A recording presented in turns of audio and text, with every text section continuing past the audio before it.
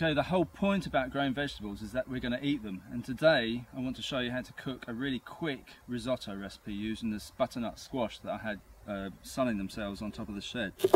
So basically the first thing to do is to get one of those squashes and cut them up into small bits. You need to get the seeds out first, so you know, just scrape this out into a bowl and just stick it in the compost heap. And the rest of it we're just going to stick in the oven later. So yeah, we want to cut them into about 1 inch or so cubes. And then over here I've got one that we've already started. I put that in the oven on gas mark 6 for about an hour or so. Let it crisp up. I've actually put a little bit of garlic in there as well. And that's the sort of thing we're going to add later on in the recipe. So let's get going with the risotto itself. You need a heavy bottomed iron pan for this to cook the best risotto. I've already put some butter and some olive oil in there mixed up.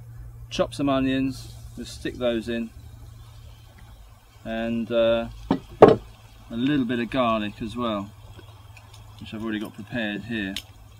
The recipes always say 1 garlic, but I always put at least 2 if not 3 in. So you don't have to cook that for too long before you add your rice. So add the arborio rice and just give that a quick stir, let it soak in all the lovely butter and the olive oil.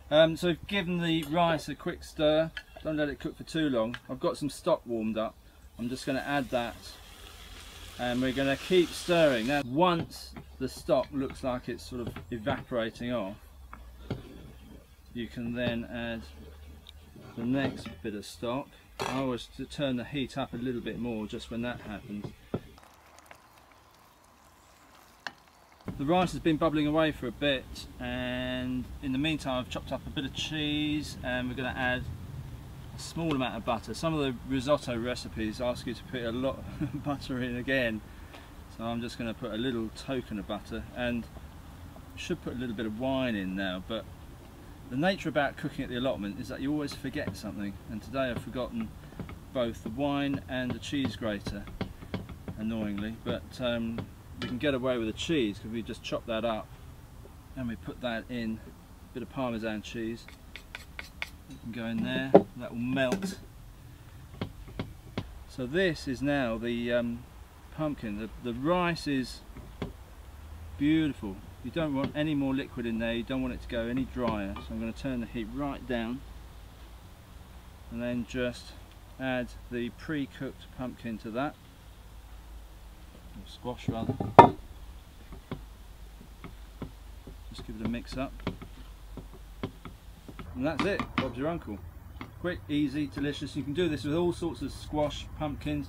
You know, doesn't matter what it is, pumpkin or squash, they're all different sizes. They'll all go well into this. And that's it. It's really easy. The only problem is I've forgotten the fork as well, so I'm going to have to improvise. We're at the allotment. No one's looking.